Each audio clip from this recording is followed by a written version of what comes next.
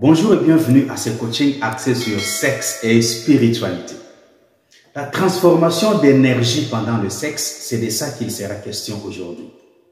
Mais de prime abord, je voudrais vous rappeler que le but de ce coaching n'est pas de faire peur à qui que ce soit ou de faire le moral, mais de partager seulement le savoir. S'agissant de la transformation d'énergie pendant le sexe, vous devez savoir que toute personne, homme ou femme, bonne ou mauvaise, possède de l'énergie spirituelle et de l'énergie sexuelle. Et l'énergie sexuelle peut être transformée en énergie spirituelle et l'énergie spirituelle peut aussi être transformée en énergie sexuelle. Mais si vous ne savez pas utiliser cette énergie, elle va demeurer dormante.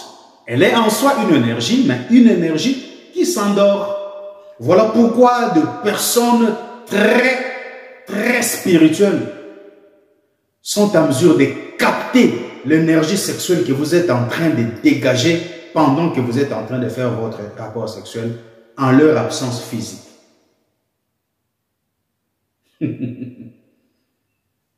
Et ce n'est pour faire peur à personne. Donc, il suffit juste de savoir comment utiliser ces énergies, comment les transformer. Parce que rien ne se crée, mais tout se transforme.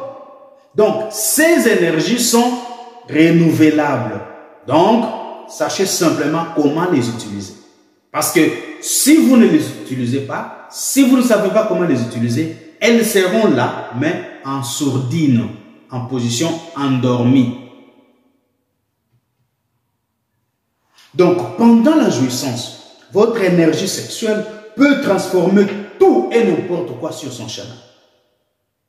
Et cela vous place en position de force, en position de contrôle.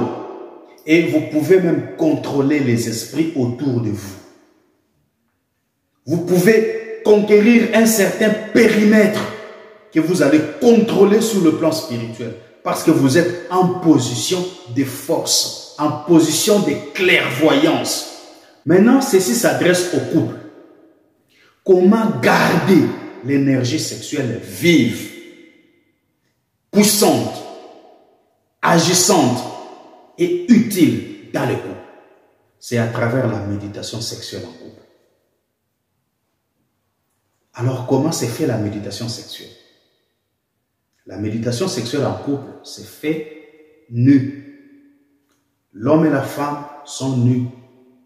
Vous pouvez être assis en califourchon, vous pouvez être à genoux, ça dépend. Vous pouvez être debout, ça dépend de la position que vous voulez prendre, mais pas couché. Et l'homme tient le sein de la femme et la femme tient le pénis de l'homme. Et là, ils sont en train de méditer. L'œil dans l'œil. Ils sont en train de se transférer des vertus. C'est comme ça que la méditation sexuelle se fait en couple. Donc, c'est un moyen ultime pour garder ces vertus-là vives, agissantes, puissantes et utiles. Parce que si vous ne le faites pas, si vous ne les gardez pas dans cet état, elles seront toujours des énergies, mais endormies.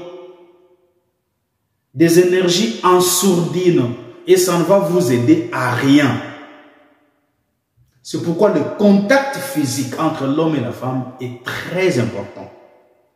Même quand on s'endort, le contact physique est très important. Je ne vois pas pourquoi un couple porterait des habits avant de se coucher. Pourquoi?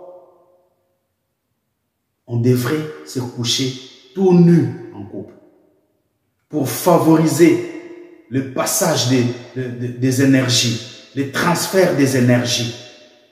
Et vous allez voir que ces énergies, une fois gardées vives, une fois gardées agissantes, ça sera source de paix, source de joie, source de bonheur dans le couple. Mais s'il y a un peu de jeûne, je parle de jeûne, sexuelle ou abstinence sexuelle, ces énergies vont s'endormir. C'est pourquoi les lecteurs de la Bible se rappellent de ce que Paul a dit aux Corinthiens concernant le jeûne sexuel ou l'abstinence sexuelle ou la privation sexuelle. Ça a des conséquences très néfastes pour le couple. Donc cela vous fait vous affronter votre propre nature et finit par installer ou provoquer l'incompatibilité énergétique dans les couples. Vos énergies ne seront plus compatibles. Et cela va engendrer des problèmes dans le foyer. Et ce sera la vie au quotidien, des incompréhensions, des malentendus, des querelles, des disputes. Même là où il ne faut pas se quereller, vous allez vous quereller. Pourquoi? Parce que vos énergies sont devenues incompatibles. Il y a une incompatibilité énergétique parce que l'un prive l'autre. Voilà tout pour aujourd'hui. J'espère que vous aimez ces choses. Et dans la vidéo qui suivra, je parlerai du fantasme sexuel et la spiritualité. Dans l'entretemps, prenez bien soin de vous. Au revoir.